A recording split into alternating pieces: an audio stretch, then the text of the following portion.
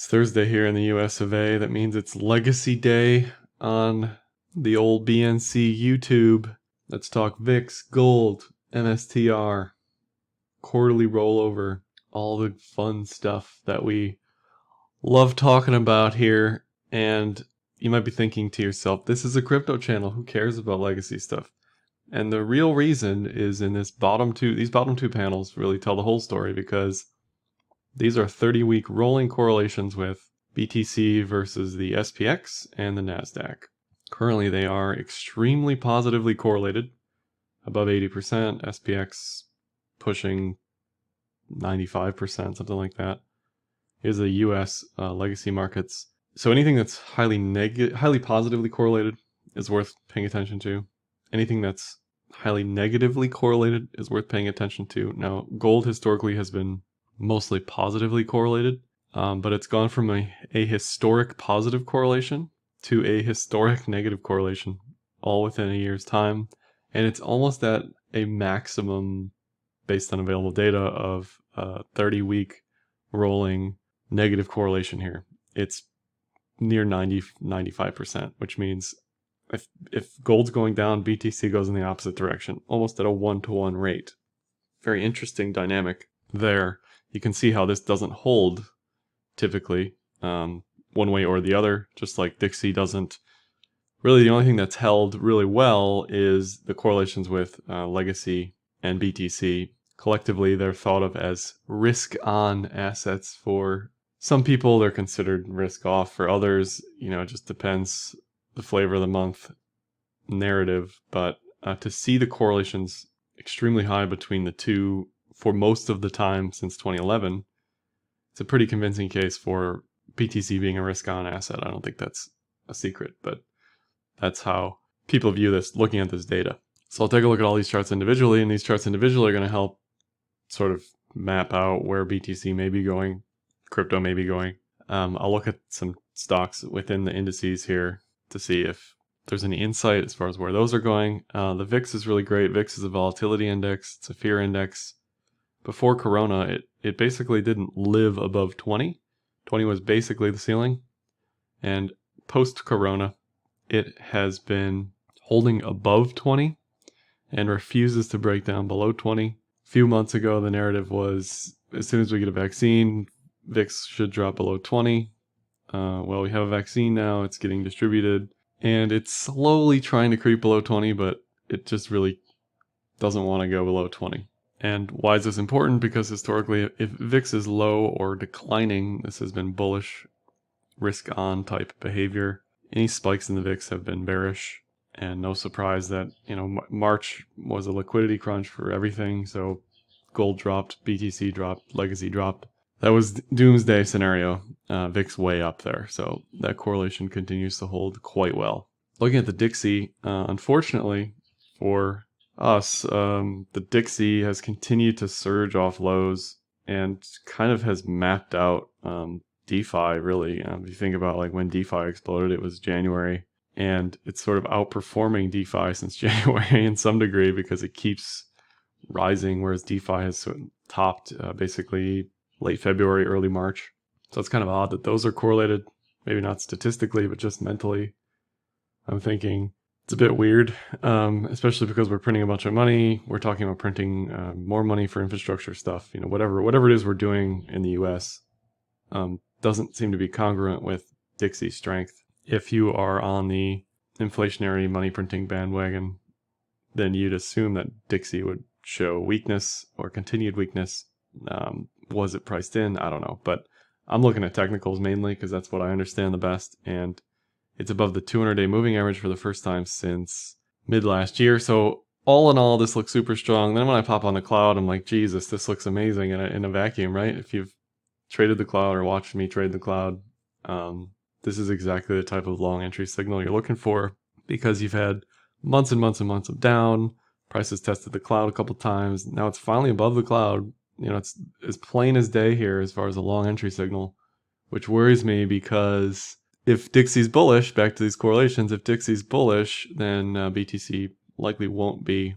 The good news is that this negative correlation is declining. It's about 50% now, so it's not as strong as it was, but yeah, Dixie strength looks like it's here to stay based on the daily cloud. I mean, it doesn't get much more convincing than that. Gold continues to look weak to me. I've been talking about this edge-to-edge move for weeks and weeks and weeks, but how this works is if it breaches one edge of the cloud, it will likely reach for the other edge of the cloud.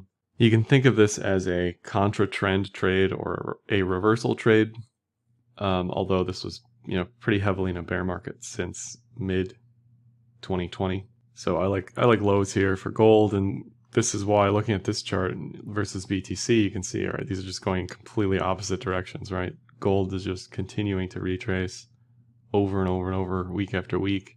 Ideally for these edge-to-edge trades, you want to see a congruent TK cross, so a confluent TK cross. So the best entry is probably going to be when this TK cross is bearish. Ideally, you'd have asks basically up here, hoping to catch some sort of short entry, and then your exit would be down here. Silver looks fine. It kind of looks like crypto, honestly. It's got like this head and shoulders fractal on the intra-week, intra-month stuff, and it's got this M double top thing on the weekly chart, but looks much better than gold does, definitely. SPX, and again, going back to this, the correlation's extremely high with SPX, and I don't like this chart at all. I don't like this triple top. I don't like this clamshell thing. I don't know what it's doing, but I don't like the bear div. I don't like anything about it. For the long side, if this breaks the 50, which is this green line, it'll probably want to test the 200, and that's going to get real ugly for crypto if that's the case. So I can only hope that this doesn't continue selling off, because it's going to be a very interesting April and Q2 if it does for crypto. And it's basically free floating between the yearly pivots here. So there's not really anything to save this other than the EMAs on the daily. NASDAQ kind of looks completely different in that it's continues to attempt to set up for an inverted head and shoulders type fractal. If this fails though, it's definitely headed to the 200. No doubts about that in my mind. Usually when you have these type of reversal possibilities that fail, you get a massive continuation. So I'd really be hoping for a bullish reversal here. Some of that NASDAQ versus SPX strength and weakness is based on just rotation, corona stuff, and that sort of thing. I like looking at GME because it's entertaining. I don't trade it, but it's up 40% today, I think. Something stupid like that. It's absolutely stupid. This looks like it wants to set up for an Adam and Eve. A V here, a U here, and then it would go lower. I don't know. I mean, I wouldn't count on that. Technicals for this are a bit wonky, but the 4-hour cloud likes 250, whatever this is up here. AMC, a little bit more convincing for the Adam and Eve fractal. Both of these are reversal, by the way. Inverted Adam and Eve. These are not continuation patterns by any means. BBBY, again, Adam Eve, showing, suggesting weakness that it goes lower. MSTR had this pretty good looking setup for the inverted head and shoulders. Shoulder, head, shoulder, neckline. That got denied pretty swiftly and looks very nasty, not gonna lie, as it revisits these March lows. So, I don't have a lot of hope for MSTR in the meantime. Good luck if you're buying that blood. Tesla, now this inverted head and shoulders, none of these look perfect, right? This probably looked the best and then it broke down, so that narrative or that structure is destroyed. This does have a diagonal neckline, but I still think it's intact. You've got your shoulders here, your head here. Is it a mess? Yeah. Is it imperfect and all over the place? Yeah, but the structure to me is still possible there. This is Tesla again, and it's still has that potential breakout above the neckline there. Square looks just about as bad as MSTR does. The setup was there. It was basically 3/4 of the way completed, and it just said, nope, we're not making a shoulder. And it just went back down. So that looks ugly as well. Around 207 there. All this stuff's getting hit pretty hard. GBTC premium, or not premium, but the discount's down to 16%. So that's negative 16% below spot. It should probably continue to get uglier as people unwind. Now, how this worked in the past is they had a 6 to 12 month lockup. It went from 12 months to 6 months. 6 months, meaning you couldn't sell until 6 months after you bought it. So you're locked in. Price is irrelevant to you, basically. And the idea is this had a premium, so you were just capturing the premium regardless of what the price was. Well, now that trade is over because it's a negative premium, it's a discount. So most likely if you bought 6 months ago, you are panicking, waiting to close this regardless of what the price is, which is why we see the discount getting bigger and bigger and bigger. Structurally, this looks ugly. It looks like potential head and shoulders, or bearish reversal type stuff. Really doesn't look too similar to BTC USD, but the sentiment here is not good at all. Ethi also has a 13% discount, and its structure has looked uglier and uglier. I was talking about this potential cup and handle, which looks like it's not going to happen. It's got a few horizontal supports in here left in this old dog, but ultimately this is trying to draw some descending triangle, which is not bullish at all. So I don't like Ethi here either. Maybe you rotate into this if you're convinced that the premium or the discount is going to go back to zero, because then it's just it's the opposite trade basically of the premium trade. Either way, you're still capturing a premium or a discount there relative to spot. And then on the CME Futures contracts, I'm not going to look at the charts specifically, but the dates are really, to me, what's the most important. And I talk about this all the time, and I feel like I'm a broken record. And I hope people, especially this week, each time that these contracts roll over, it's like, okay, I don't know if it's a coincidence, but we have shenanigans, right? We have lots of shenanigans this week, and we are down from 60 to 50. We're down 10K over the past few weeks, but we're down extremely hard this week on BTC. And to me, a lot of that is based on this rollover component of CME, of derivative options. There was $1 billion in notional value and options that was rolling over.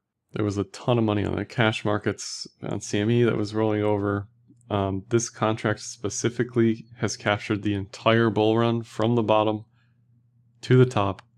The next contract, the sentiment of the next contract will be highly important, because usually how these work, these biannual contracts, so far, they've all been bullish.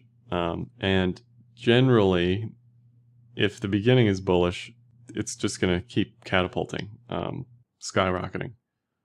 So we should know rather quickly within the first 2 weeks whether or not we are in for continuation or not. If we make a higher high within the 2 weeks of the open, I think we're destined for 100K rather quickly.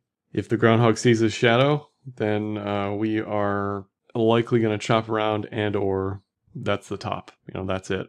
That's how strong this signal has been since the CME Futures launched. And if you want to see how we are trading BTC and ETH against USD and against each other, you can pop on over to enzyme.finance. Check out the CME Capital Fund. You can see deposits, AUM.